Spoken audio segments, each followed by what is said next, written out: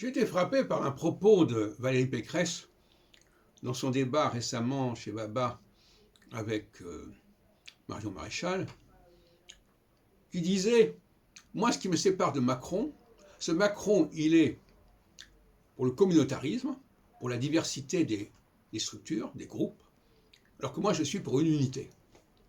Et ça m'a paru extrêmement typique, caractéristique de ce qui distingue les hommes des femmes. Les hommes sont beaucoup plus solsticiaux que les femmes. Les femmes, elles restent avant tout équinoxiales, d'après l'astrologie Exols. Elles le restent en permanence, alors que je pense que les hommes, tantôt sont solsticiaux, tantôt sont équinoxiaux, parce qu'ils sont marqués par le cycle saturnien. Ce qui n'est pas certain dans le cas des femmes, qui, à mon avis, restent beaucoup plus stables. C'est à vérifier. Enfin, je pense que c'est comme ça. Ça fait partie des pistes de recherche qui sont encore en chantier.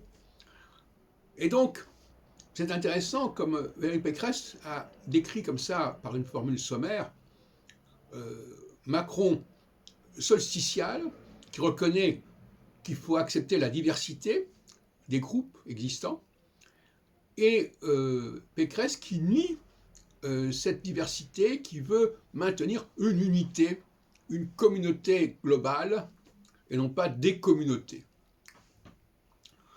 Voilà, donc, voyez-vous, il faut écouter ce que les gens disent, même quand ils ne sont pas astrologues, parce que l'astrologie, elle vit en eux quelque part, de toute façon. Même s'ils n'ont jamais été initiés à l'astrologie, elle est là d'un point de vue subconscient. Parce que si l'astrologie existe, c'est parce qu'elle existe déjà chez les gens. C'est avant même qu'ils aient en quelque sorte la moindre connaissance de l'astrologie. Donc, il faut écouter certaines choses comme ça. L'astrologie, c'est pas assez nourri de l'observation du monde, l'observation des gens, l'observation des sociétés. Or, sans cette observation, eh bien, elle ne peut pas décrypter le ciel. Parce que le ciel, on ne le connaît pas, le ciel. Les astronomes savent où sont les planètes, mais ils ne savent pas ce qu'elles veulent dire, ce qu'elles sont en elles-mêmes. Donc, il faut aller vers la Terre, il faut aller vers la Terre, vers l'anthropos, pour pouvoir comprendre le monde. Parce que nous savons comprendre, nous sommes en mesure de comprendre le monde qui nous entoure, de lui donner du sens. Alors que si nous regardons le ciel, nous ne trouvons pas de sens. Sauf à s'accrocher à l'astrologie en disant c'est l'astrologie qui donne du sens au ciel.